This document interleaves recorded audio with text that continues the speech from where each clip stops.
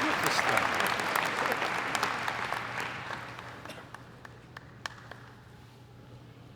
That's quite heavy. Do I have to stand on this? I'm going to move this thing away. I can't really see much because I'm up here. I can't, who are the students that are graduating? Over there I see. Are you over there too? I have this speech written, which I'm going to do, don't worry, and I won't talk too long. It's funny though, because I realized I had this whole preparation to apologize about why the speech is going to be bad, and I realized that when I was a student here, and I took that class 290, which I'm guessing you guys have, and we had a fabulous tradition of standing up in front of the class before the film was shown and apologizing essentially about why the film was so bad. We'd get up and say, well, my actor didn't show up, and so my roommate is the star of the movie. Kind of couldn't get exposure. That was still on film back then, by the way. Couldn't get exposure, so like you'll see some dark shots, but like the guy's reaching for the ball in those shots, okay? And the movie would start, and of course it would be terrible, but it somehow was okay because we had apologized before the film being terrible, so it was okay.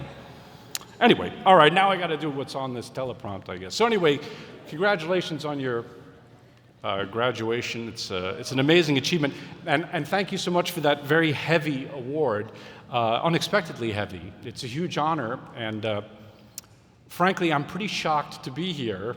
I can tell you honestly, I never thought this would happen, or I would wear this funny hat and be standing up here, and as my wife will tell you, and my kids if they were willing to show up today, I am utterly unsuited for public consumption on any level. Also, this makes me feel incredibly old, but that's a small price to pay. I have to tell you, it's an amazing thing to be standing here because the school means so much to me. You guys have to move faster with that teleprompt. Thank you. You got to keep going, guys. You're in trouble. The other thing I realized, they're not up to where I'm going to speak, so I'm going to keep telling them to keep going with the teleprompt. Keep going, guys. Keep going. Keep going. Keep going. Keep going. There you go. There you go. I screwed them up because I started talking about 290. The thing that is sobering also is that the building, this tells you how old I am, the building that I had all the amazing lectures in and watched all that great cinema in, some of my teachers are actually still up here and they were great, that building is now a very long bicycle rack. And so the facilities that you guys have, they're so far beyond anything that my class had. And so you guys know in your little pinky, more than, at least technically, more than I will ever know. But here we are, and unfortunately, you got to listen to me for about the next 9 minutes. Okay. So if I'm going to say some things about the world as I see it, and if you get anything from it, great. And if you don't, I'm sorry, but you're not going to remember it anyway. On the buildings out there that replaced mine, it says cinematic arts, which it didn't used to say, by the way. Arts. I love the fact that that word is used. And you are now, like it or not, officially artists. So I suggest humbly that you wear it because it's a badge of honor.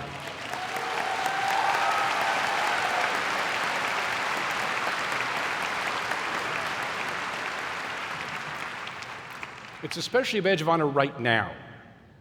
Because as you enter what we call the real world, whatever that means, I'm going to be honest with you, I think we face a culture in some deep, deep trouble. Something is amiss out there, right? You can feel it. We don't seem to be connected to each other. So, as my wife and children will remind me all the time, I say it too much, I ask myself aloud and to myself, what's going on? Well, there's probably a lot of reasons for it, but here's one thing I think that's especially important that maybe isn't mentioned enough. There's a notion out there, a belief that everything, including cinema, including the arts in general, is an instrument of and for profit only. That's it. This system we've built which has done many great things, let's stipulate that, has not yet figured out how to monetize integrity. Now, maybe some of you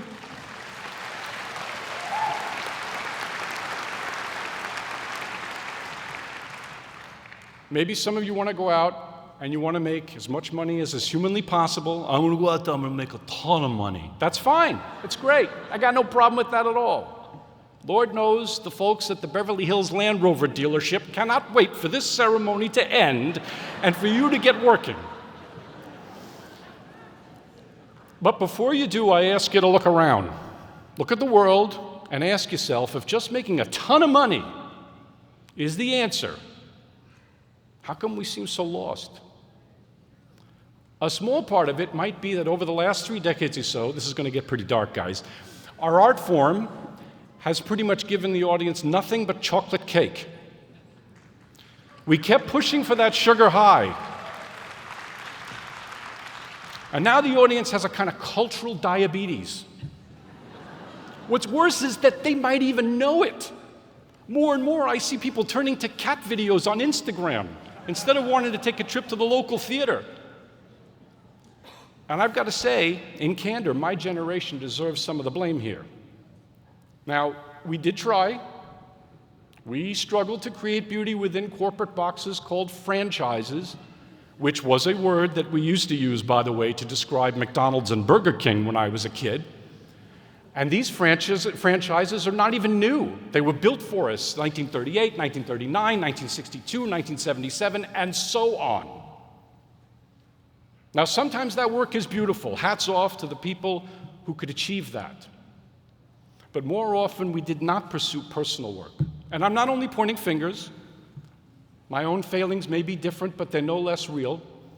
I often worry that my own work has not been as expansive and open as it should have been, that I haven't been able to touch as many people as I should have or dreamed of. But it's the same difference. It's all led to where we are now, which is tired. So you got to clean up our mess, guys. That's what you got to do. Okay, that's the bad stuff. That's the negative part of the speech. Now here's the good news. The world's waiting for you. You can absolutely do it.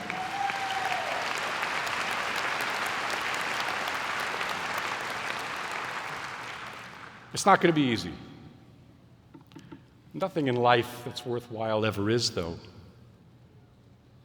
The artist in you will be under constant attack. In some quarters, you'll be called content creator.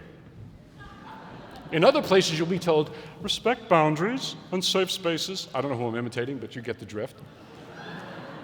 You'll be told not to tackle subjects that are too raw for the moment. You'll be told to worry about Twitter, or X it's called now, I guess, or Rotten Tomato meters, or whatever, and on and on. These are all weapons aimed at you by the system that believes in profit, not integrity, not excellence. Okay?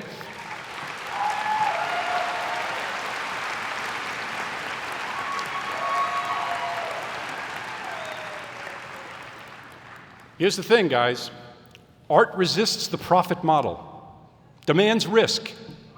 Your creativity is not going to obey rules.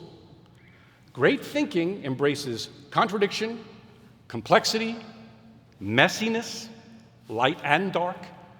So please, I beg you, don't be nice. Don't be afraid to provoke and offend. Don't be afraid to be disliked.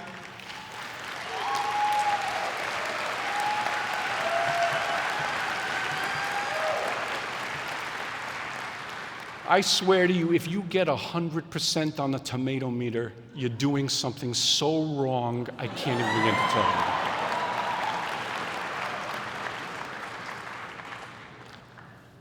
Because to be an artist means, in the words of the great Kurosawa, never to avert one's eyes, to see the world as honestly as you can, not to try and pretend the world as you wish that it were.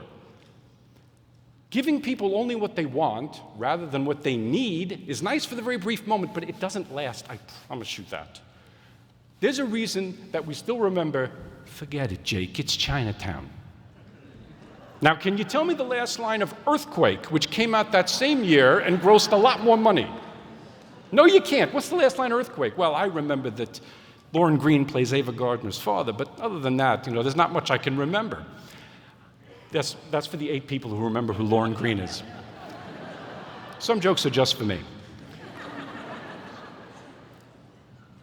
Okay, even though it sounds like highfalutin nonsense, I swear it isn't.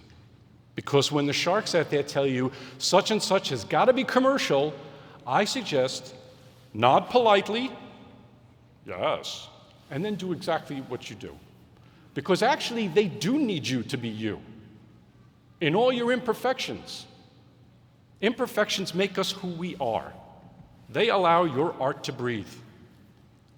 If you use your artistry to convey to others your most intimate impressions, you extend our sympathies and our compassion. And maybe people might begin to feel a little less lost out there. Okay, I'm almost done, don't worry. But I want to try and leave you with one other thought. I read the other day somewhere, I can't remember where, that Jerry Seinfeld, he said, "Oh, movies are over the dead," whatever he said, something like that. I understand what he meant. A lot of distractions out there, people on their screens all the time. I see it. Even my own kids, much as I try to take it from them, and my wife takes it from this. But think of this. The cave paintings of Lascaux, 38,000 years old. Perspective, the idea of perspective, is 37,500 years later. Painting took a long time to be what it is. Sound cinema, 1927. By 1932, 33, you have 5, 6 years later, you have an ocean of masterpieces. What does that tell you? It tells you that human beings have always needed the cinema. It was always in us. So we make the closest thing to dreams that has ever existed, and it is absolutely brand new. We are at the beginning, not the end. You need to see it that way. It's the beginning. So today is your graduation day. It's very special. There's nothing silly or dopey or gloomy about it. You should be damn proud you made it. And we're here to celebrate the work you did to get to this point. It's in candor, it's been a bit tougher for you, I know that. I'm the only person you're going to hear from today in this kind of capacity. And you've dealt with the COVID lockdowns probably when you were a senior in high school. But it's okay, you know why? Because you can use it. It makes you stronger. Because your job is to take what's wrong with the world and turn it into art. Maybe your efforts won't show up right away on a profit report. But in the end, I promise you this. It's the only thing I know at the age of 55. This is the whole damn ball game. Congratulations on this beautiful day. Thank you so much.